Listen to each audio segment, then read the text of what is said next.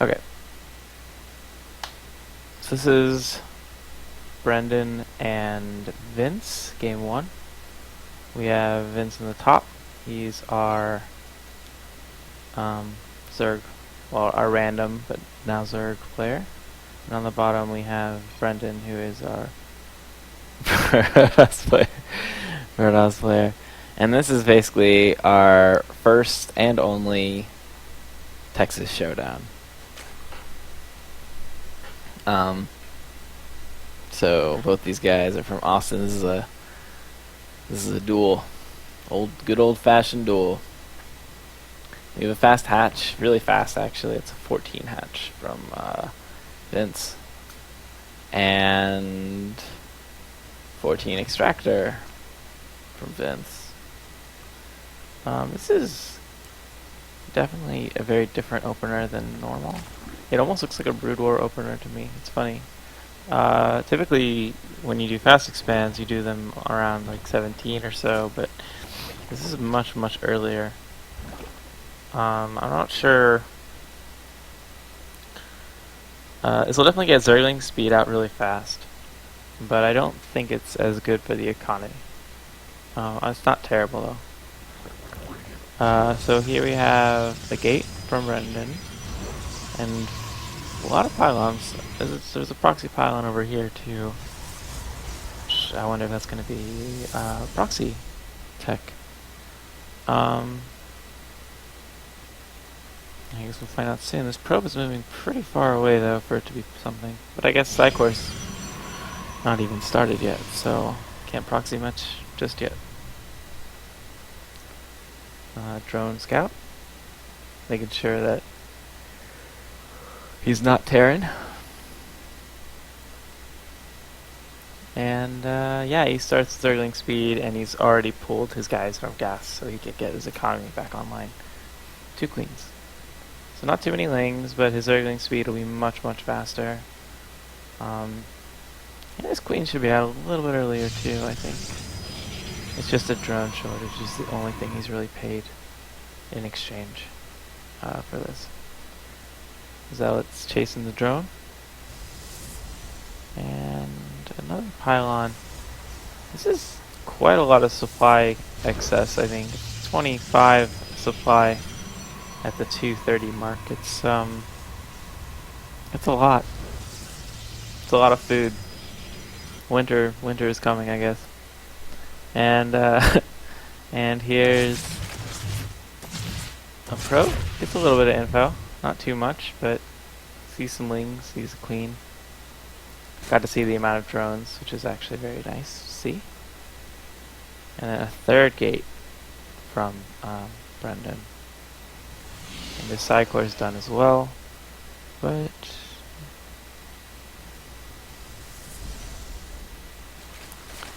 yeah, it's a lot of lings.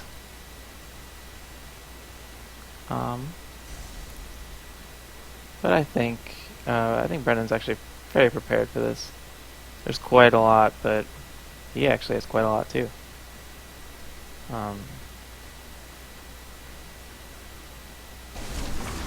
Yeah, I don't think he can fight this.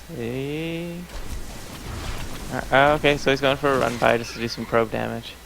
And Brendan needs to pull. Okay, good. So Brendan definitely needs to pull these away and just keep his units fighting.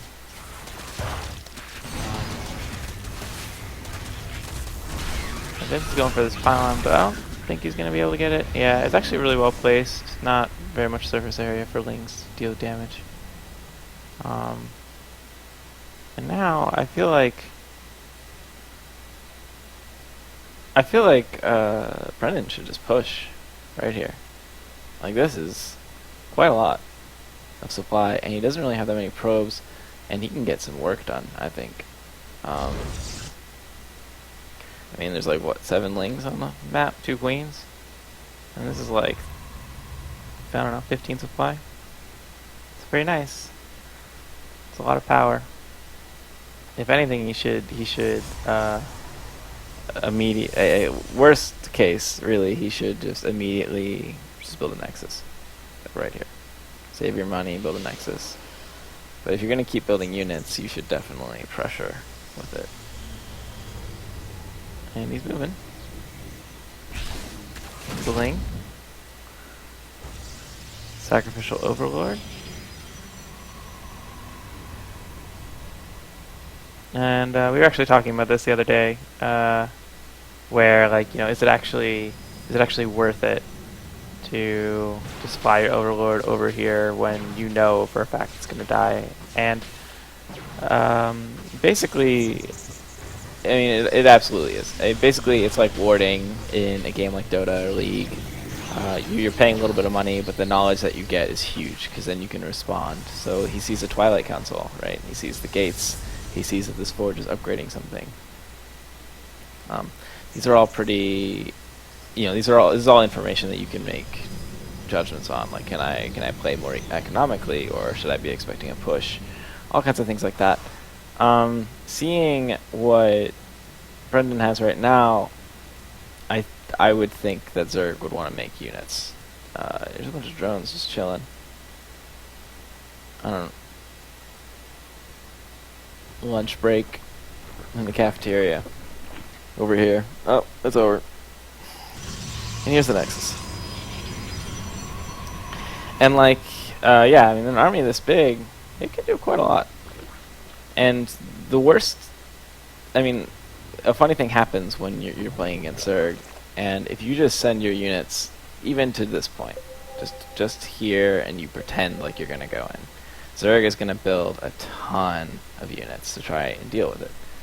And if they don't have the right comps, then you can take advantage of that. So even just showing and threatening a push is often worth more than just not even pushing at all, just kind of, or like not even committing. Like, even just the threat is worth quite a lot economically. But personally, I feel like this is more than just a threat. I think this is for real amount of units that he could use. So, but it's all good. We have Vince putting down his third, and his creep spread's pretty good this game.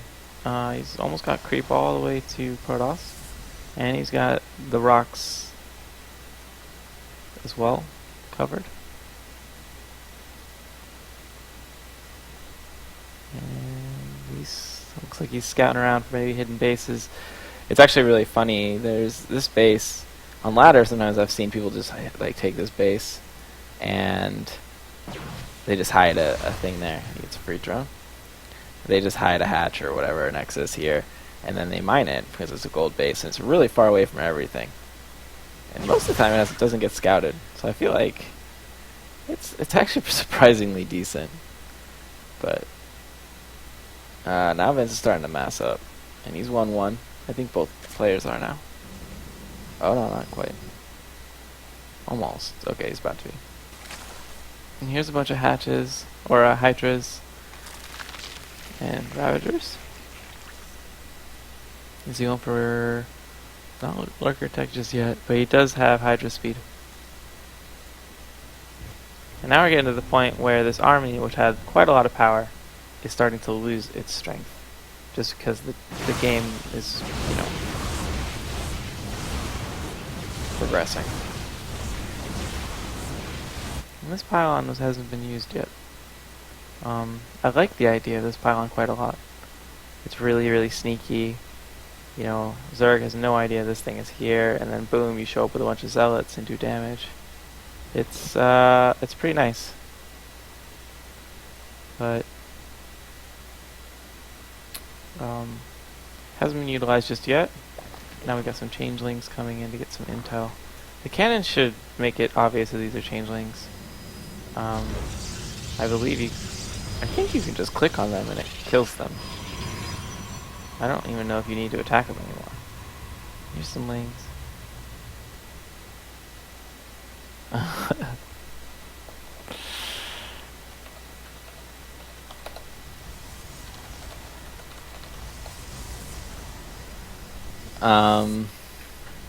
Anyway, sorry.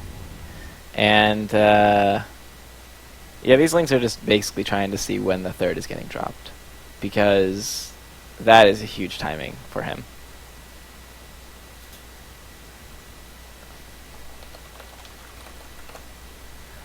And you know, because if Protoss takes their third, then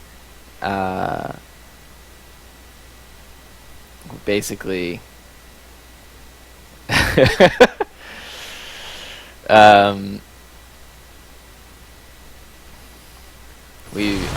you basically can decide kind of,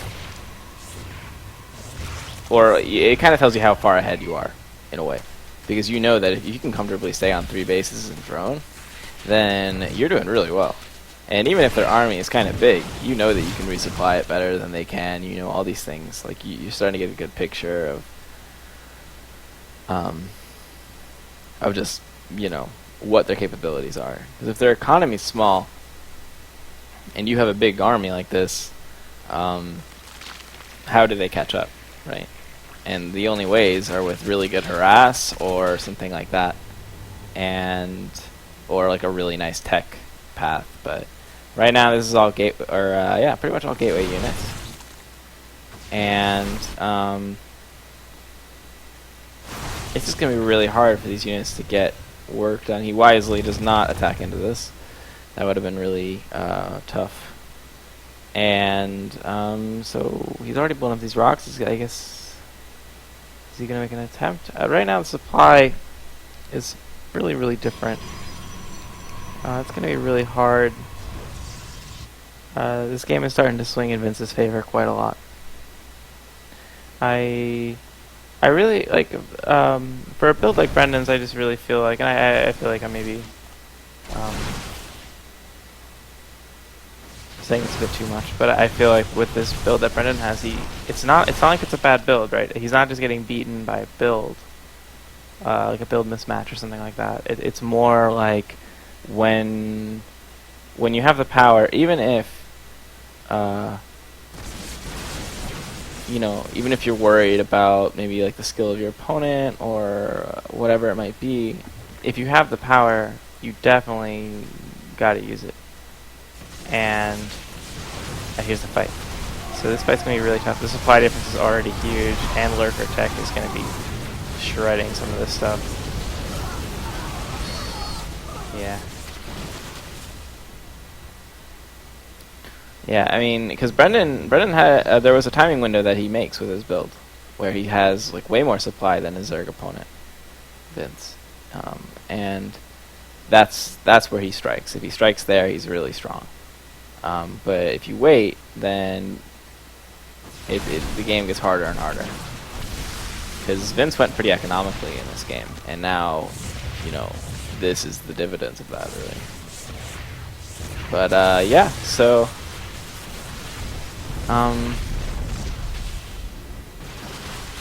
these stalkers better be heroes, I guess, if they're gonna hold this off. And it doesn't look like they are.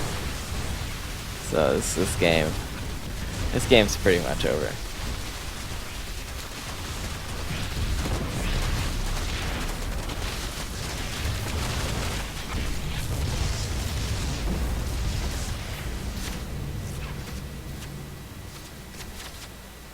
There's a void ray.